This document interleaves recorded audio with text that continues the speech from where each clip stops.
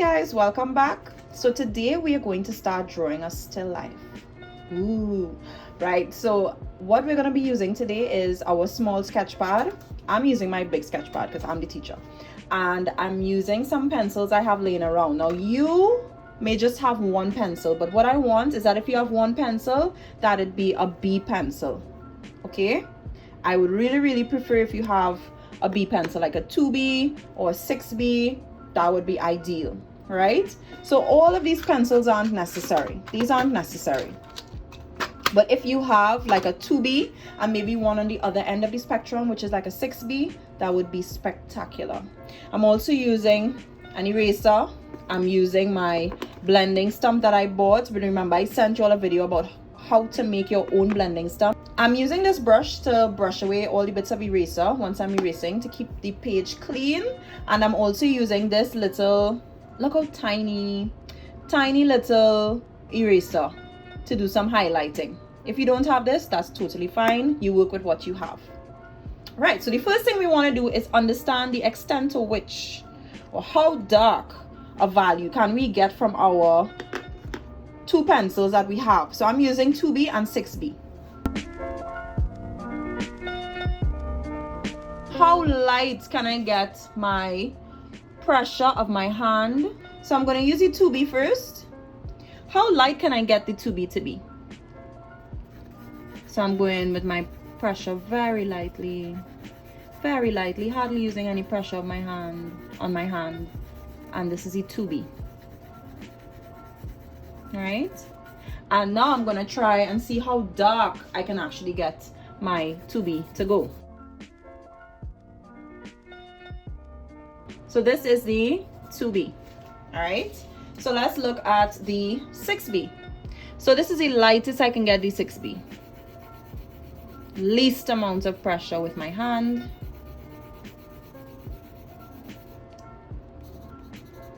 And this is the darkest that I can get the 6B with as much pressure as possible. Right, so it's a bit darker than the 2B.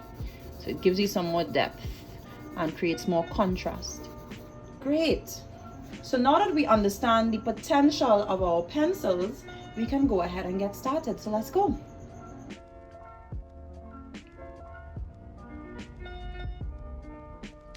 This is my desk and this is the setup of my still life. So here you can see that I have a hand blender and I have a bottle of honey and a Milo mug, and then I have the cord kind of strung up at the back. Here I just put a white canvas. You can use white Bristol board because you want that you can see the reflections or something interesting on the table, the surface of the table when you're doing your drawing. I have my little ring light here. You don't have to use a ring light. You could use a regular lamp. I'm going to turn it on. And let's turn off my overhead light. And in turning the overhead light off, you all are now able to see some interesting shadows and highlights are now evident in this still life. So now we're going to look at how we can begin drawing. So the first thing I have laid down is at the bottom of my screen. I have a line going across that represents the table line, but that eventually gets altered. I'm doing the placement of each object on the paper. Where does my handheld blender start? Where does it end? Where does the mug start? Where does it end? Where does the honey bottle start? And where does it end? Those are the things that I am placing on my paper. Your initial drawings will never really be accurate, and that's totally fine. Also keep in mind that the angle that I'm looking at my still life is a bit different from the picture you are seeing in the corner of the screen. So I'm not quite satisfied with my mug, and I'm going to end up fixing it a bit later because it needs to overlap the blender a bit more, but I'm also not pleased with my blender. But that's why it's important for you to draw each object lightly when you are initially starting your outline for your still life drawing.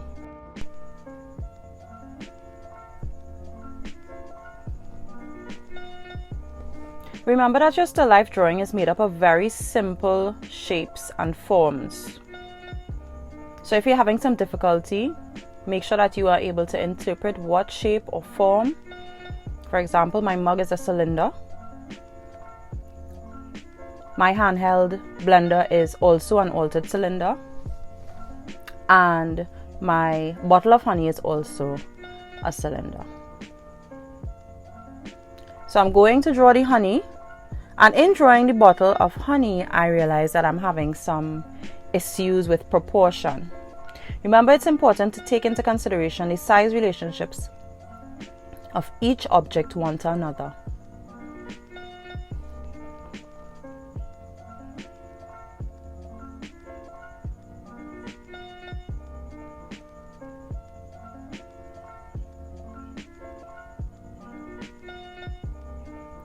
And while I'm doing this bottle of honey, I realized that in order for it to be structurally sound, I need it to be taller. So the size relationship of the bottle of honey is a little more accurate in comparison to the mug. However, now I realize that the hand blender is too short. So I have to go back in and erase the hand blender and start it again.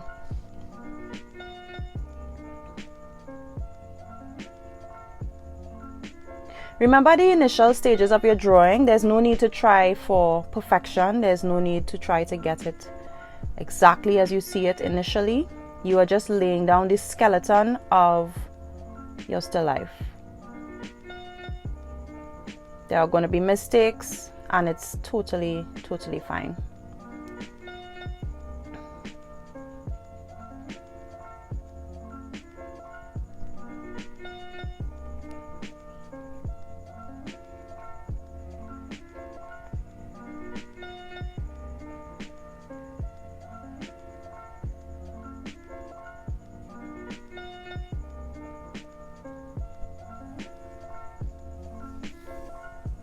So I'm now starting to add a bit of detail to my blender. I'm adding the knobs, which is really like a U and then an oval. I'm also adding that bit of an ellipse to give it that rounded feel where the two parts are connected. Inside of that oval, I have two circles, which are the buttons that control the speed of the blender. So I'm putting that in also. And any additional little information that I think I can put in at this early stage. I'm putting the cord as well, that's sort of looping backward. And then I'm realizing that my cap needs to be a bit wider. It's too small. So you have to keep looking at the size relationships of your objects, because drawing is about accurately copying what you are seeing in front of you as much as possible.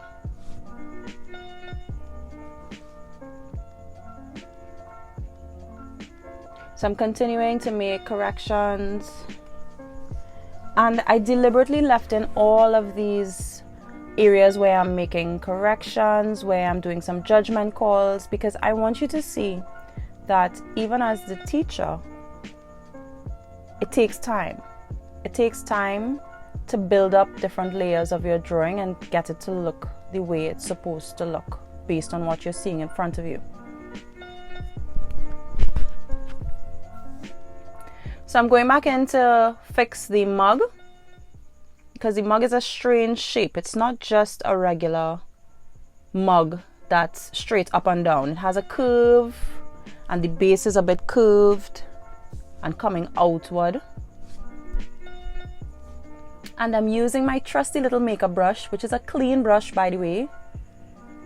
And please remember to hold up your drawing from time to time to make sure that the proportions are accurate, because when we consistently draw flat, we end up drawing our objects kind of warped And then when we hold it up, we realize that it's not the correct angles.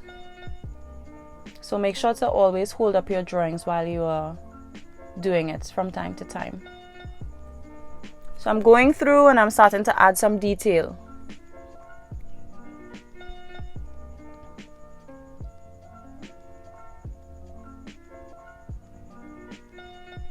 And here I'm going to add the word Milo to the mug.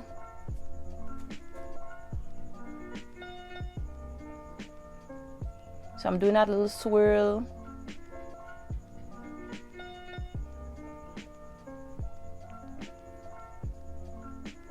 And writing in the word Milo and the word Nestle.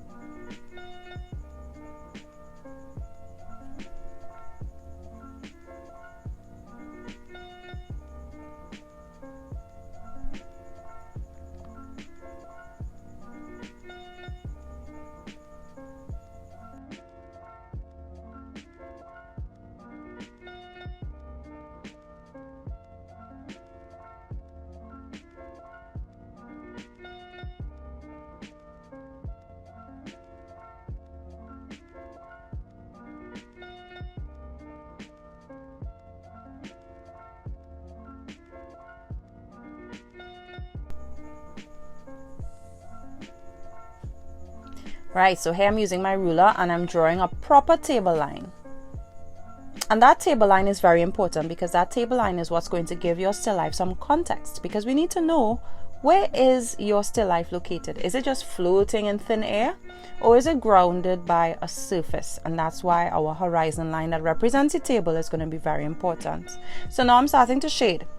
So shading is the more challenging part of your still life drawing. The first thing you need to do is decide which values are going to be allocated to the different parts of your still life. The lightest thing in the entire still life is the hand blender, obviously, and the darkest thing in the still life is the honey in the clear bottle. Then we could also say that the red cap may be a darker value than the green mug. So the green mug is going to be the in-between value, or the middle value in the entire composition. So the darkest shading needs to take place on the honey bottle. But what I'm doing first is I'm going to build up those values slowly. I don't want to go in with my pencil and just start shading all willy-nilly. I want to make sure that I'm very intentional about where I'm placing my values. And when you look at the bottle of honey close up, you will actually see that there's a lot of reflected light and shadows happening all throughout the bottle. All of those values help to make the bottle seem three-dimensional. So what you do is you look very closely and you copy what you can.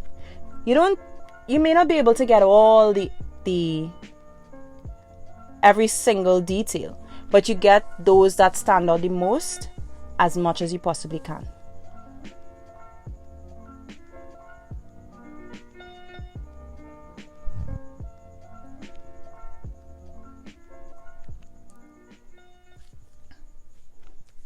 So here I'm catering for the reflection of the mug against the bottle.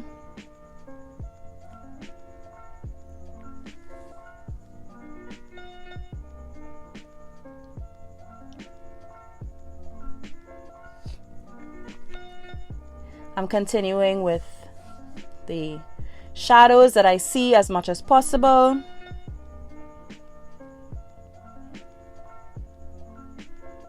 The areas that are very light, I'm leaving those areas sort of white as much as possible.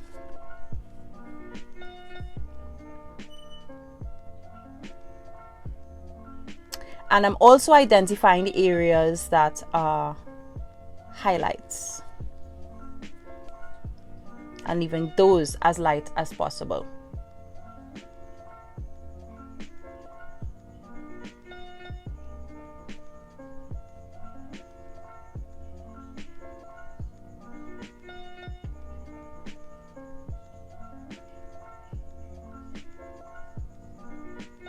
So I'm also going to put in some shadows on the table, those shadows that are going downward into the table. I'm just indicating that those exist, and I'm going to do a bit of blending with my blending stump.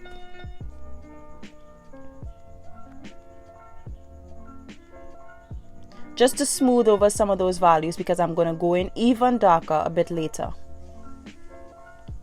It's very good to put your darkest value down first, so you know that you've maxed out your pencil and this is the darkest your pencil can go, and therefore you should get much lighter for the rest of the values that are remaining in your still life.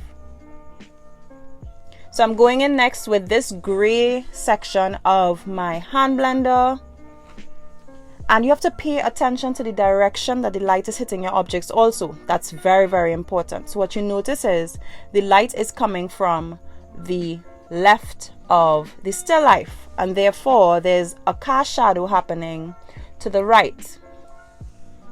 Also notice that to the right of the objects it's a lot darker. Notice how I'm skillfully and very lightly using my 2B pencil, and I'm gradually going from dark to light. There's no line indicating that I've stopped putting in my shadow or that my shadow has stopped abruptly. It's gradually going from dark on the inner right corner or the inner right side to very, very, very light towards the left. I'm further going to blend this out with my blending stump, but I think that it wasn't necessary.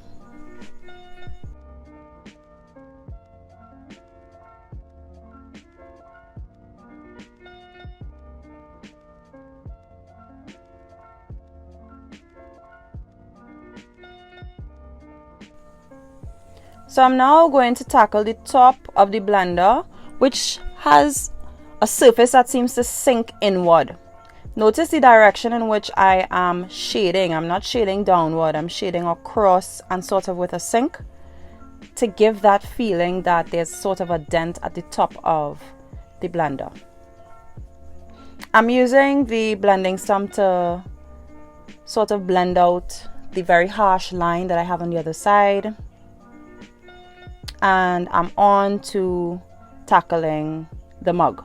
So I'm adding the rim, and then I'm going to go ahead and lay down my flat mid-tone, my general tone that's going to be the tone of this mug, and then I'm going to go in with my shadows.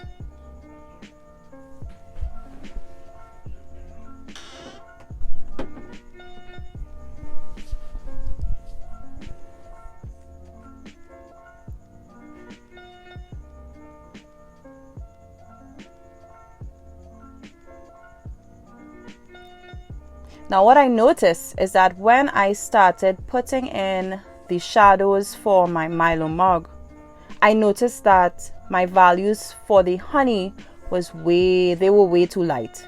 So I decided to go in, because I'm here using a 2B pencil, I decided to go in with my 6B pencil and intensify the values on the honey bottle.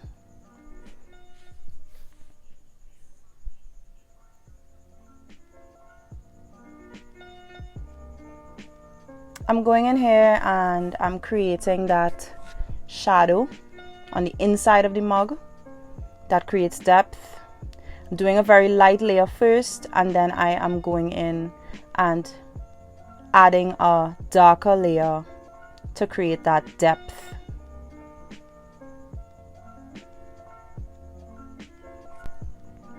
So I am going in with my 6B pencil now, and notice how deep and dark this value gets.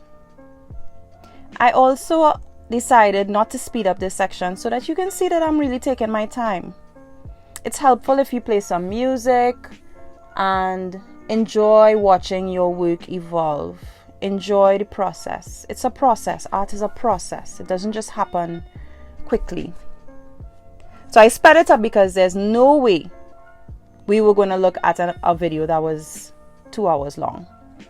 So I'm continuing here, deepening those values so that we can get sufficient contrast. And notice that once I've started to deepen those values as well, that the mug is now starting to come forward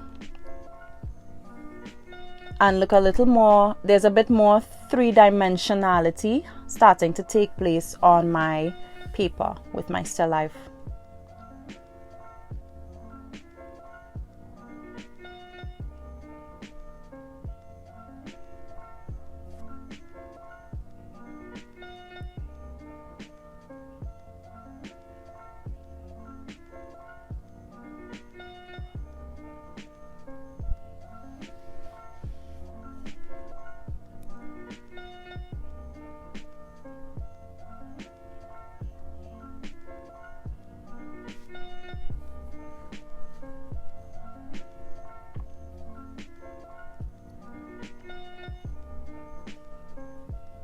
So I'm going in and I'm just darkening the cap a bit.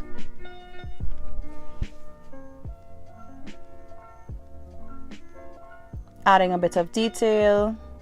And now I'm going in for the final bit, which happens to be the cord. So I'm following the direction, the simple direction I see the cord making. And I'm breaking down the cord into shapes,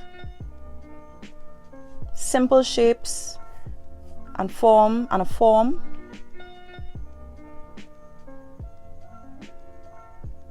And don't be afraid if you see something not looking right just yet to erase and go again. That's part of the process. Being able to say, you know what, this is not looking too good, and try again, and try again, and try again.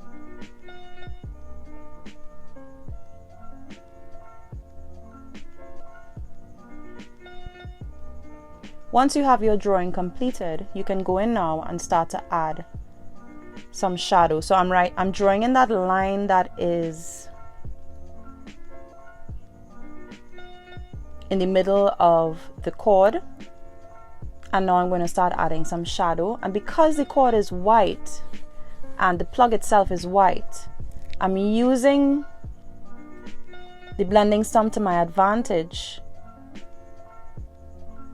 to use that, whatever old lead and old graphite is on the blending stump, I'm using that and I'm just dragging it along the surface in specific areas to make those areas darker.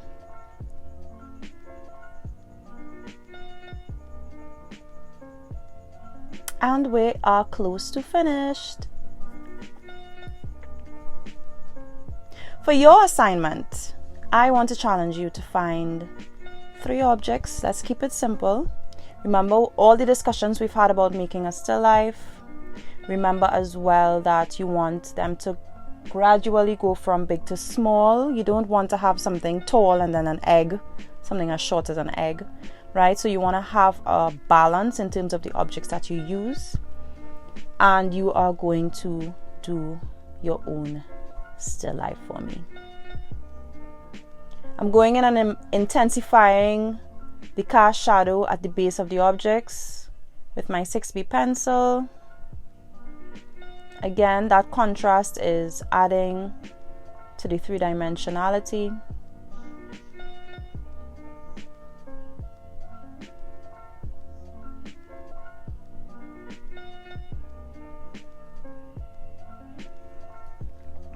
Going in and putting in whatever shadows need to be putting in whatever final details I've noticed are missing. For example, the Milo needed to be colored in, as it is the same value as the honey.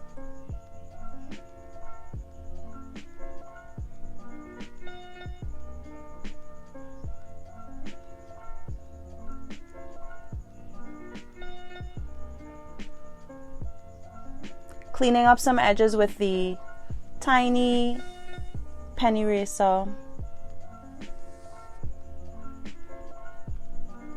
darkening values where I need them to be darker.